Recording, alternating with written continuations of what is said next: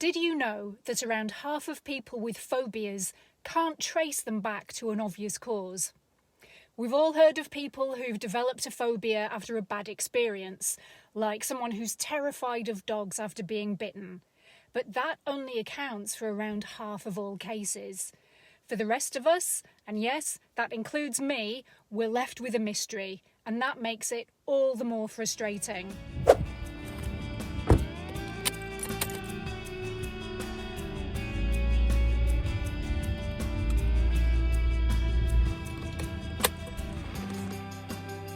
Hello and welcome back to the channel.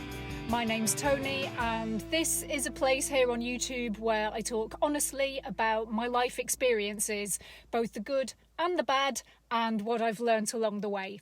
And today I'm diving into something pretty personal, my driving phobia.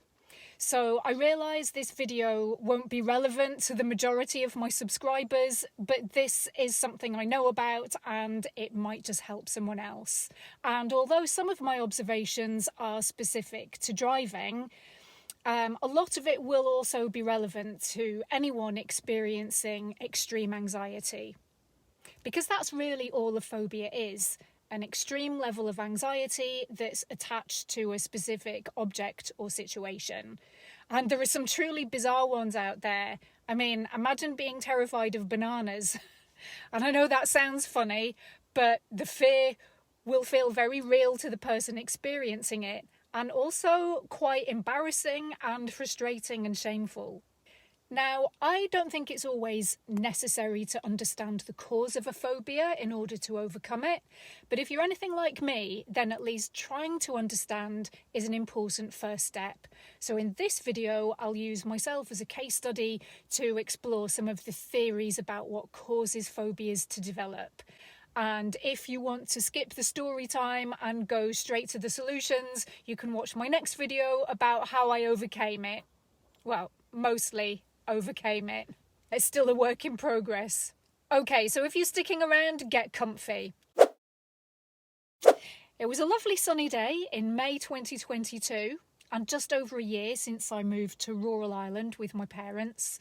And we live in the countryside where there's not much within walking distance, but I'd avoided driving because I was very, very nervous about it.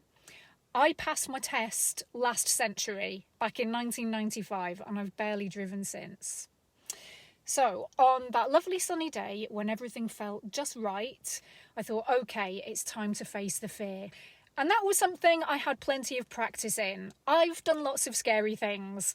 I've lived abroad, I've travelled solo, I've jumped out of a plane. Hell, I used to ride a motorbike in Vietnam when I lived there. All of Southeast Asia, in fact. And if you've ever seen the traffic in Vietnam, you'll know it's absolute chaos. It's hundreds of bikes weaving between cars and buses with seemingly no rules at all. It's a proper baptism by fire.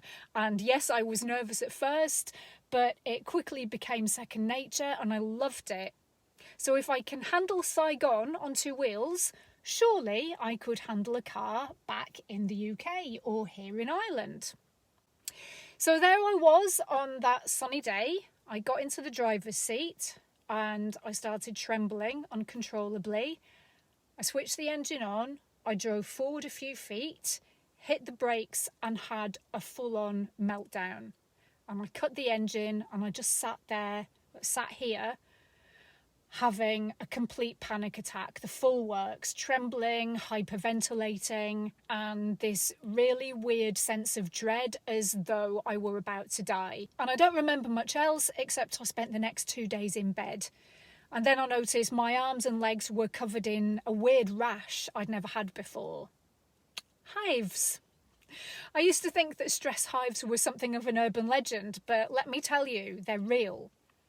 And that's when I realised I wasn't just a bit nervous about driving, this was a full-blown phobia. And I knew it was completely illogical, but that's the thing with phobias, it's an irrational fear. And here's a funny twist. I'm actually a trained hypnotherapist. I've not practised for a while, but I once helped someone conquer a lifelong fear of the dentist in one session. And yet there I was, totally floored by my own driving phobia. It was annoying, to say the least. So, what causes a phobia? Well, they're still kind of mysterious, but researchers tend to focus on 3 key areas: trauma, genetics, and learned behaviours. And I'm going to add a 4th one: hormones.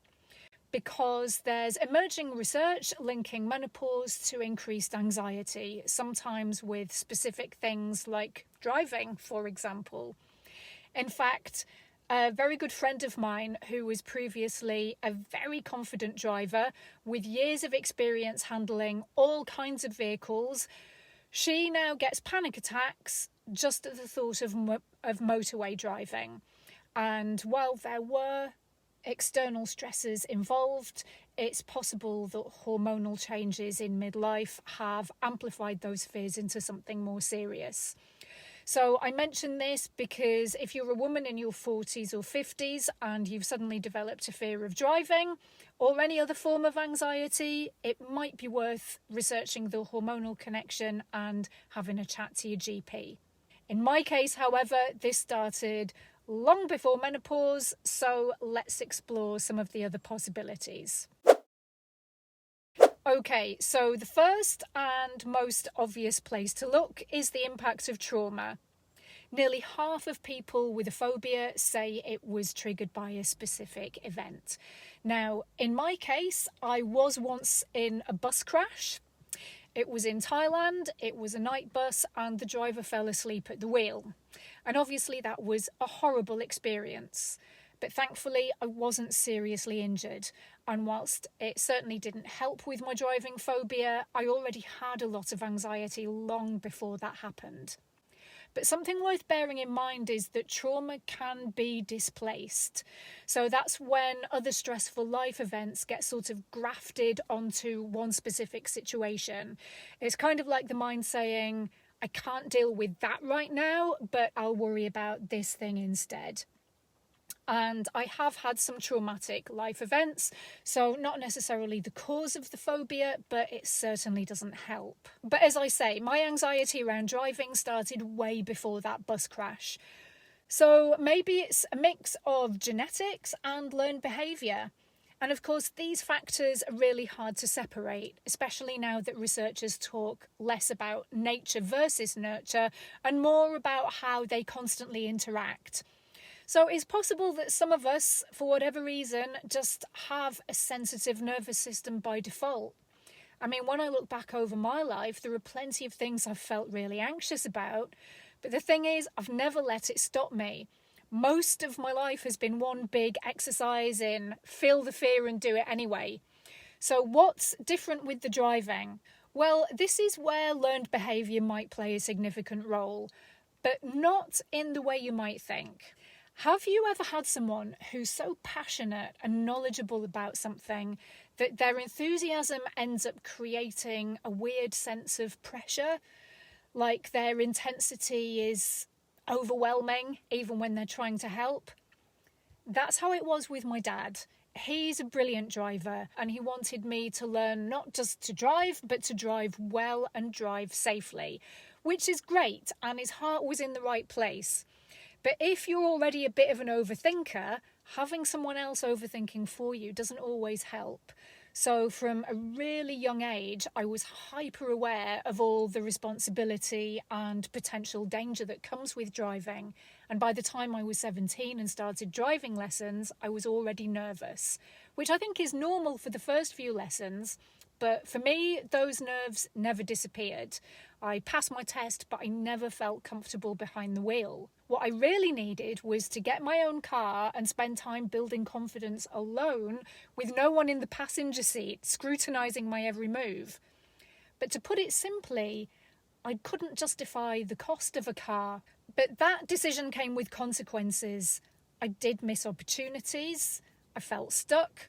And in hindsight, I probably should have just got a loan and bought a car, which would have built my confidence and opened up more opportunities. But I went to uni and then I lived and worked in cities with good public transport and everything I needed within walking distance. And my partner at the time had no interest in cars and driving and wasn't willing to share the cost. So I just didn't bother. But the more time passed, the more it became this weird mix of anxiety and regret and resentment every time I thought about driving. So when I finally sat here in this driver's seat 2 years ago, it might sound ridiculous, but it was like years of emotional baggage just came bubbling up to the surface. And it was a very visceral, physical and emotional experience rather than being attached to any specific conscious memories. Another question that's puzzled me for years, as I mentioned at the beginning, is how could I be fine, even exhilarated, riding scooters and motorbikes through some of the world's craziest traffic, yet completely fall apart behind the wheel of a car?